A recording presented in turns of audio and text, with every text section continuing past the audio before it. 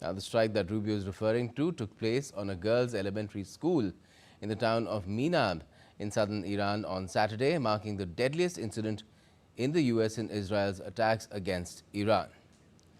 Let's get you more on this in terms of a perspective, an overarching perspective. We're joined by DD India's Akshay Dongre for more. Akshay, good afternoon. What way does this conflict look like it's headed? Because it seems that both Iran and America and Israel are upping the ante further and further. Well, it seems like it is going to be a long-drawn war, clearly because it seems that early on, US and Israel have underestimated the resolve of IRGC and other security agencies there who have almost total control over the governance there. We have seen this in the protests that happened just a few days back that with the kind of force that was deployed on the streets of Iran. It was one thing clear that the IRGC and other factions that are there in power are not going to let it go easily just because of the death of their supreme leader. There is a long chain of command that has already been decided upon, and there is also decentralization that has been done so that the area commanders can also take calls in a time of crisis. Third major important point is that even though Israel and US are much larger economies, they have backing. They have unlimited money. It's almost. However, how much expenditure will the public in the US will allow the president to incur on this war, which many feel is initiated by the actions of Israeli government. It remains to be seen that how long can the US government continue, because it's very easy to build rockets. US government is now saying it that Iran can build up to 4,000-5,000 rockets per month, but they can only build a couple of hundred interceptors because they are expensive. They are much better technology. Rockets can be very basic as well, and that is the reason why it seems that Iran may just tire its adversaries till the time they start to show a fatigue of this war. It seems like the IRGC and others are not going to let it go easily as far as the power and hold over the country is concerned.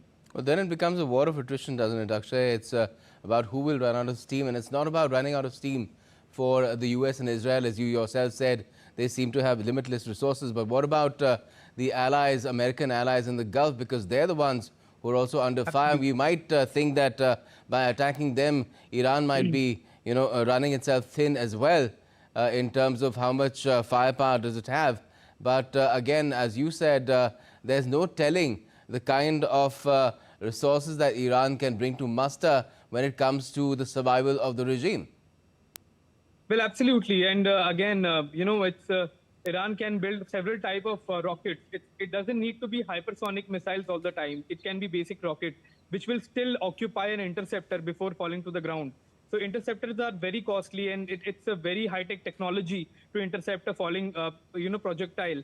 That is one thing. Also, the Gulf countries have their wealth very, in very limited areas and very centralized areas. Like when we talk about UAE, Dubai as well as Abu Dhabi are some of the major, business points there, which can be targeted fairly easily by Iranian forces.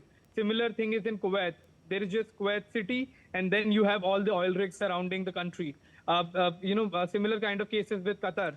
So Iran can very easily target the centralized economic zones of these cities before they really start to feel the heat as far as their involvement in this entire thing is there. And many of the officials are now starting to even say that US is more focused on protecting the Israeli interests there than their cities. So it can be a friction type situation as well in the future if this war goes on for a longer time. And Iran's economic distress, won't that become a factor, Akshay? Because we've already had people protesting in the streets, a protest which was suppressed, which for a long time was thought would become a reason for the Americans and the Israelis to attack. But that did not really become the reason.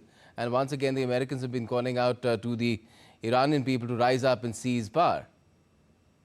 Well, Iran seems to be like almost the last frontier there in the West Asian region because most of these allies that you see of the US and Israel are already in their camp.